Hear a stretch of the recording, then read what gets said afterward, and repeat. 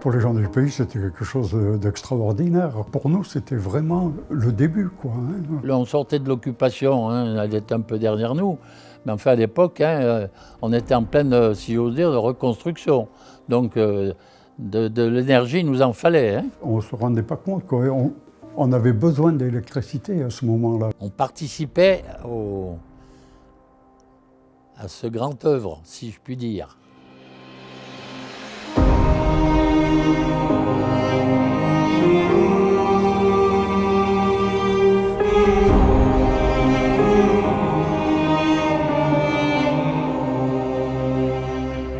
« 1954, le lendemain de la Seconde Guerre mondiale. 2 ans plus tôt, CNR, concessionnaire du Rhône, a livré son premier ouvrage sur le Bas-Rhône, celui de Donzère-Mondragon. À Montélimar, après une longue phase de concertation avec les acteurs locaux, le projet d'aménagement a été déclaré d'utilité publique. Au cours de débats intenses, CNR a rassuré les riverains et prouvé sa capacité à prévenir les risques potentiels. Les travaux peuvent débuter. Des travaux qui doivent apporter au pays l'énergie nouvelle et la grandeur perdue.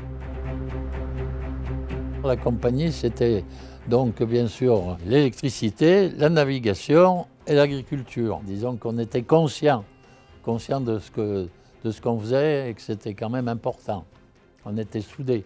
Pas mal des gens du coin ont été, soit à la CNR, soit dans les entreprises, ont été embauchés en travaux publics ou en maçonnerie.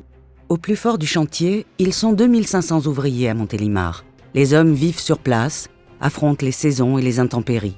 L'hiver 1956 est rude, les températures descendent jusqu'à -17 degrés. Mais c'est la crue de 1955 qui perturbe le plus le chantier. Pendant plus d'1 mois, le terrain se transforme sous l'effet des eaux et les travaux du canal d'Amné sont même arrêtés. On est à la merci du temps. Alors on fait avec, disons. Comme pour chacun des ouvrages de CNR, c'est le terrain le plus intéressant qui a été choisi. Entre Rochemaure et Châteauneuf-du-Rhône, le fleuve est difficilement navigable et sa pente est forte, 0,75 mètres en moyenne. L'aménagement est construit sur une quinzaine de kilomètres, du barrage à la centrale écluse.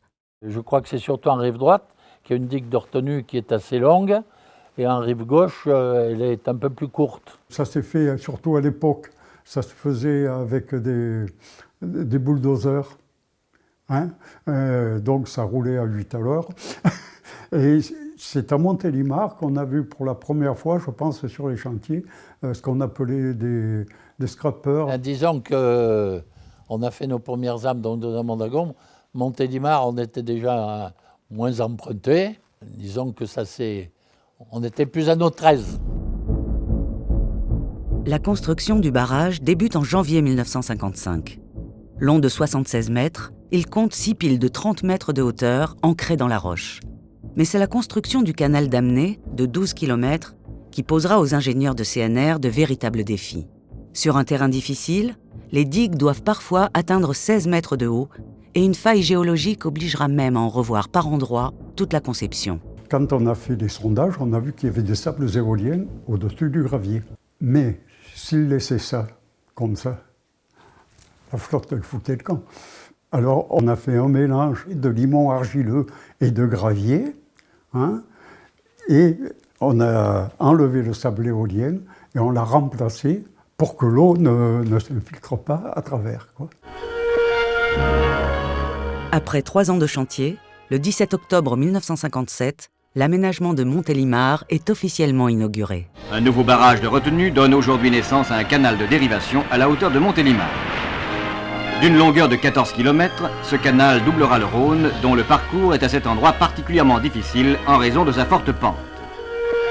6 groupes de turbines ajouteront à la production annuelle d'électricité française 1 670 millions de kilowattheures.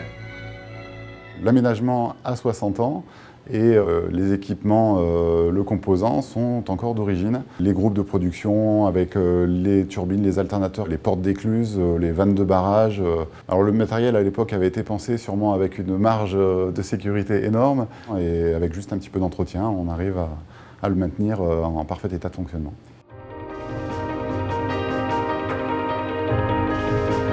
Aujourd'hui, la centrale hydroélectrique de Châteauneuf-du-Rhône assure 10% de la production de CNR, 1,6 milliard de kilowattheures par an.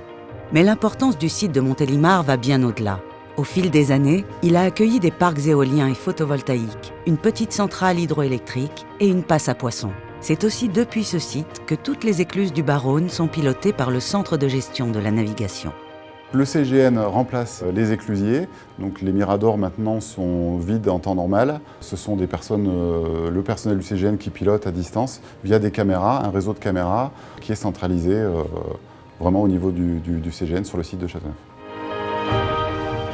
Chantier emblématique il y a 60 ans, le site de Montélimar symbolise aujourd'hui toute la diversité de l'action de CNR. Réhabilitation des Launes, préservation de la biodiversité, développement du transport fluvial. Ici, CNR continue à écrire l'histoire du fleuve, avec et pour les habitants des communes riveraines.